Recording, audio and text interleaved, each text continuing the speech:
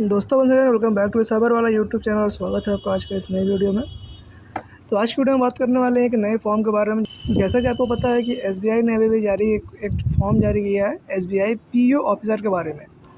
तो आज की वीडियो में हम इसी फॉर्म के ऊपर बात करने वाले हैं और देखेंगे कैसे आप इस फॉर्म को अप्लाई करेंगे और इसके अंदर क्या क्या जानकारी दी गई हुई है। तो सबसे बड़ी बात यह है कि आपको इस फॉर्म को अप्लाई करने के लिए आपको बस इस वीडियो को एंड तक देखना है ताकि आप कोई भी स्टेप मिस ना करें। और आपकी जानकारी के लिए मैं बता दूं कि इसमें जो पीओ का जो पोस्ट है 1500 वैकेंसी इसमें आपको देखने को मिलेंगी। और साथ ही साथ जो पीओ की जो इन हैंड सैलरी है वो आपकी 88,000 से लेके सो ऑन आपकी सैलरी इसमें देखने को मिलेगी। वो भी आपकी इन हैंड सैलरी आपकी होती है। तो इसलिए वीडियो को एंड तक जरूर देखिएगा ताकि आप कोई भी स्टेप मिस ना करें। तो चलिए बिना देरी के वीडियो को स्टार्ट करते हैं। तो सबसे पहले हम स्क्रीन पे कुछ इसकी बेसिक जानकारी की बात हम कर लें। तो आप यहाँ पे स्क्रीन पे आप देख सकते हैं इसका जो फेज़ 1 का जो ऑनलाइन एग्ज़ाम है वो आपको अगस्त 2026 में देखने को मिलेगा। फेज़ 2 का जो मेन ऑनलाइन एग्ज़ाम है वो आपको सितंबर में, और psychometric test, group exercise and interview ये सब मिला के आपको अक्टूबर से नवंबर में आपको ये एग्ज़ाम देखने को मिलने वाले हैं। अब इसके अंदर बात कर लें इसकी जो एप्लीकेशन डेट्स वगैरह क्या क्या है।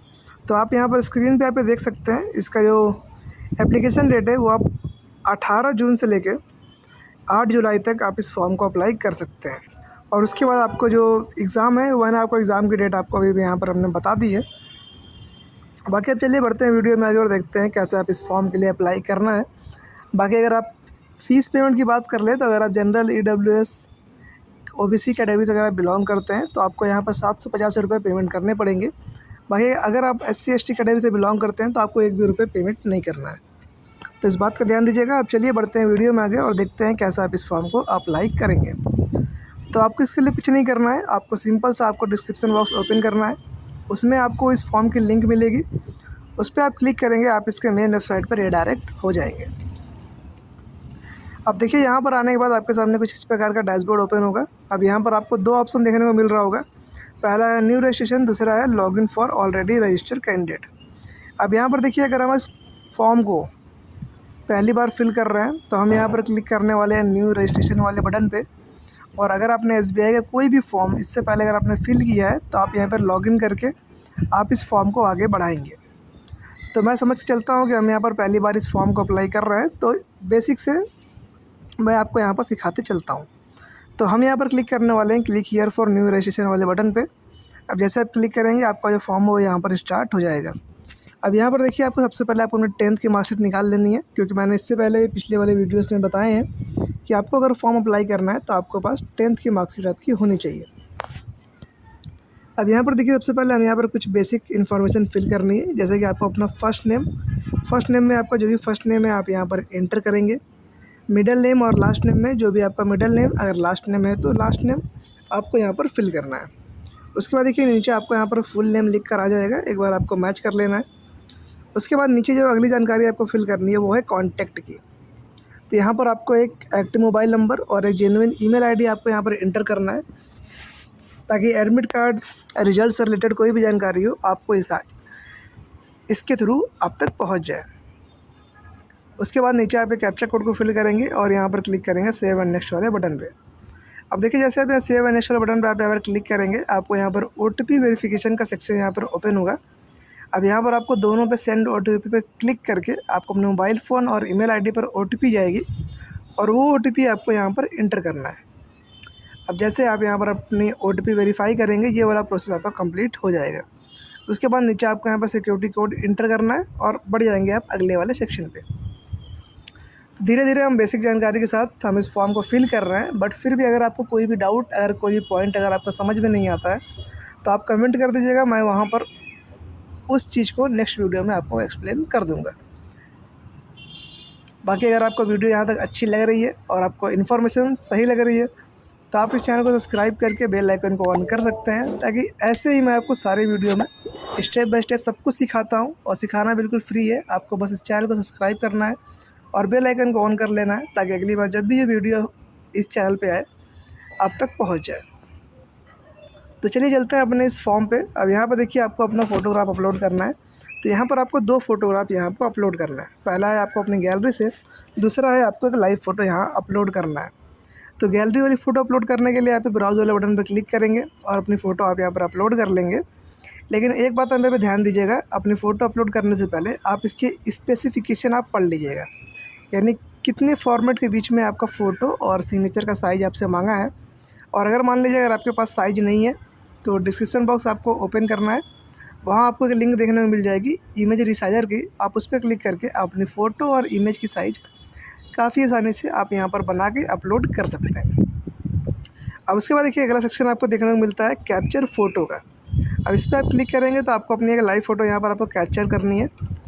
और मान लीजिए इनकेस अगर आपका कैमरा यहाँ पर काम नहीं कर रहा है, अगर या फिर आपके सिस्टम में कैमरा नहीं है, तो आप यहाँ पर इस QR कोड को स्कैन करके आप अपनी फ़ोटो को अपलोड कर सकते हैं। तो एक छोटी सी आपसे रिक्वेस्ट है, अगर आपको बैकग्राउंड में कोई भी नॉइज़ वगैरह अगर आप आती है तो प्लीज़ इसको इग्नोर कर दीजिएगा, क्योंकि मैं थोड़ा सा बाहर इस वीडियो को बना रहा हूँ, तो आपको थोड़ा मोड़ा शोर आपको सुनाई दे सकता है। बाकी आपको वीडियो अच्छी समझ में आएगी, आपको फोकस करना है इस वीडियो पे।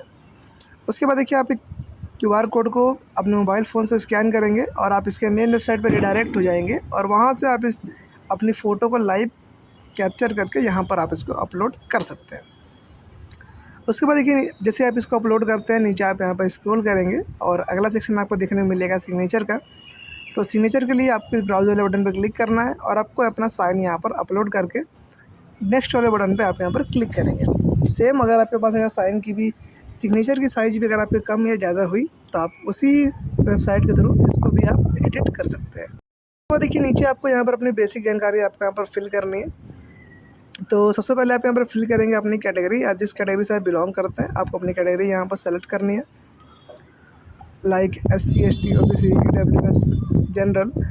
उसके बाद सब कास्ट में आपको अपनी सब कास्ट यहाँ पर आपको एंटर करना पड़ेगा। और उसके बाद मान लीजिए अगर आप OBC कैटेगरी से बिलोंग करते हैं तो यहाँ आपसे पूछ रहा है I confirm that I am in position and will produce OBC NCL certificate.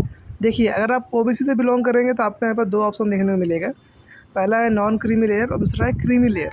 तो क्रीमी लेयर वो होता है जिनकी एनुअल इनकम 8 लाख से ऊपर होती है और नॉन क्रीमी लेयर उनकी होती है इनकी 8 लाख से कम होती है। उसके बाद नीचे आप यहाँ पर स्क्रॉल करेंगे और यहाँ आपसे पूछ रहा है are you person with benchmark disability of 14% या एबव। अगर आपके बॉडी में कोई डिसेबिलिटी है या फिर अगर आपको UDID कार्ड बना है तो आप यहाँ पर उसकी जानकारी आप यहाँ पर दे सकते हैं। अदरवाइज़ आप यहाँ पर नो पे क्लिक करके आप बढ़ जाएंगे अगले वाले सेक्शन पे। अब उसके बाद देखिए आपसे पूछ रहा है कि religion to which you belong, यानी आप जिस भी रिलीजन से आप बिलोंग करते हैं आपको अपनी रिलीजन यहाँ पर आपको सेलेक्ट करनी है। और अगर आप माइनॉरिटी कम्युनिटी से अगर आप बिलोंग करते हैं तो आप यहाँ पर यस पे क्लिक करेंगे, अदरवाइज आप यहाँ पर नो पे क्लिक करेंगे। उसके बाद अगर आप एक्स सर्विसमैन है तो आप यहाँ पर जानकारी देंगे, अदरवाइज आप नो पे क्लिक करेंगे। अब छोटी डिटेल में मैं बता दे रहा हूँ शॉर्ट में कि एक्स सर्विसमैन का मतलब क्या होता है। इसका मतलब होता है कि अगर आपने कभी भी आर्मी वगैरह में कभी काम किया है तो आप एक्स सर्विसमैन में आते हैं, तो ही आप इसकी जानकारी आप यहाँ पर फिल करेंगे, अदरवाइज आप यहाँ पर नो पे क्लिक करेंगे। अब उसके बाद देखिए आपसे पूछ रहा है do you have record of default in repayment of loan credit, ये सब मतलब ये सारे केस वगैरह अगर आपके नाम पे कोई फ़ाइल है तो ही आप उसकी जानकारी देंगे, अदरवाइज आप यहाँ पे नो पे क्लिक करेंगे।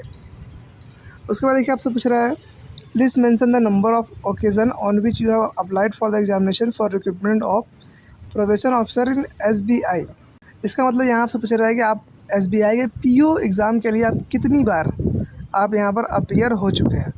तो अगर आप यहाँ पर उससे पहले अगर आपने PO के फॉर्म में अगर अपीयर हुए थे तो उसकी जानकारी आप यहाँ पर फिल करेंगे कि कितनी बार आप हुए थे। अगर आपका यह पहली बार है तो आप यहाँ पर 0 एंटर करेंगे। उसके आपसे पूछ रहा है कि आपके कैरेक्टर या एंटीसीडेंट मोरल टर्पिट्यूड को लेकर कोई एडवर्स रिपोर्ट है, यानी केस वगैरह है आपके ऊपर, तो आप यहाँ पर नो पर क्लिक करेंगे।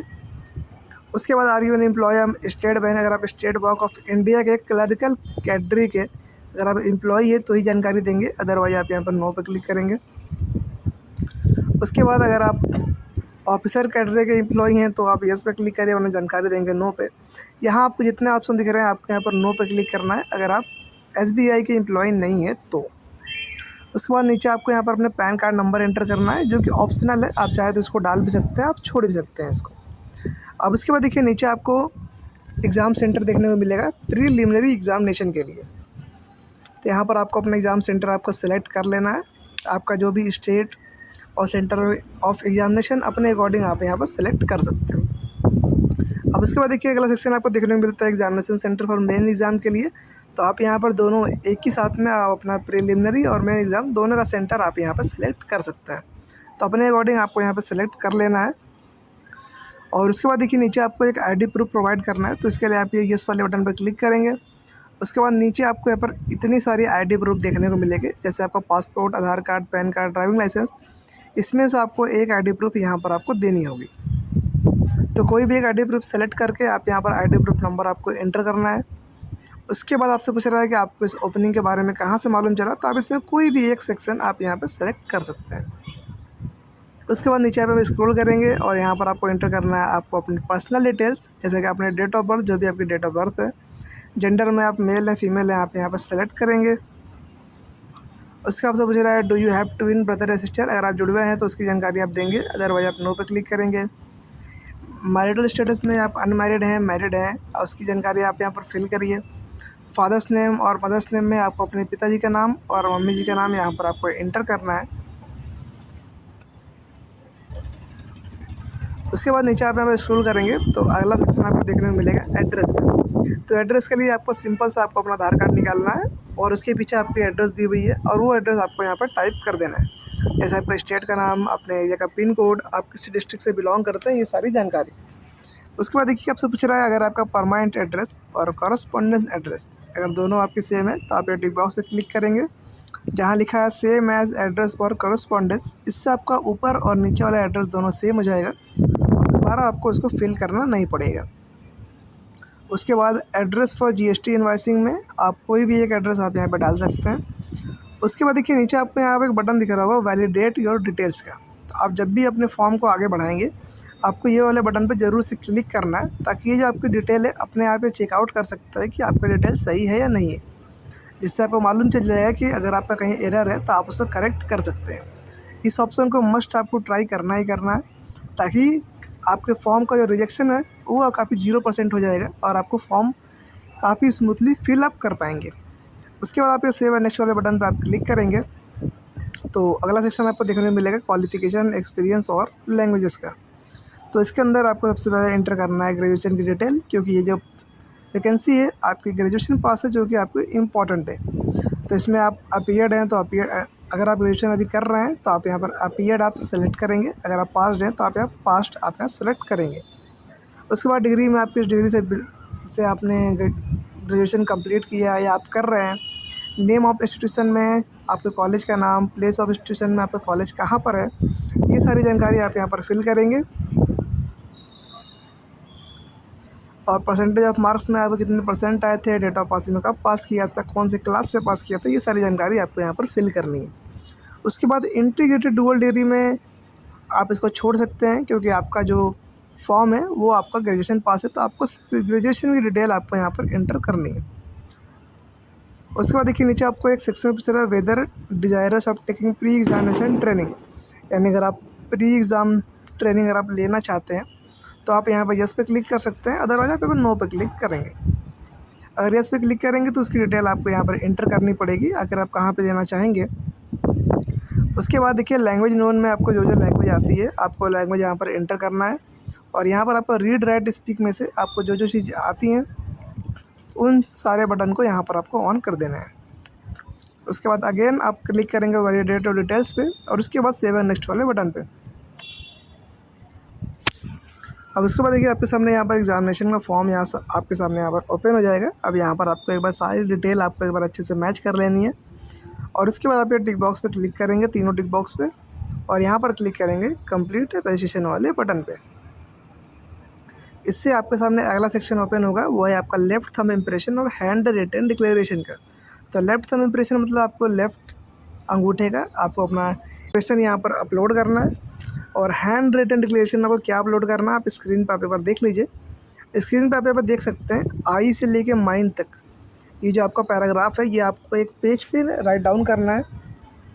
नेम ऑफ द कैंडिडेट में आपको अपना नेम एंटर करेंगे, डेट ऑफ बर्थ में आपको अपना डेट ऑफ बर्थ एंटर करना है, और उसके बाद आपको उसकी फ़ोटो खींच के इसमें सिंपल सा अपलोड कर देना है। आपको इसमें सिर्फ इतना ही करना है और आपका जो फॉर्म है वो ये वाला प्रोसेस यहाँ कंप्लीट हो जाएगा। उसके बाद सिर्फ आपको नीचे कैप्चा कोड डालना है और यहाँ पर सेव एंड नेक्स्ट वाले बटन पे आप यहाँ पर क्लिक करेंगे।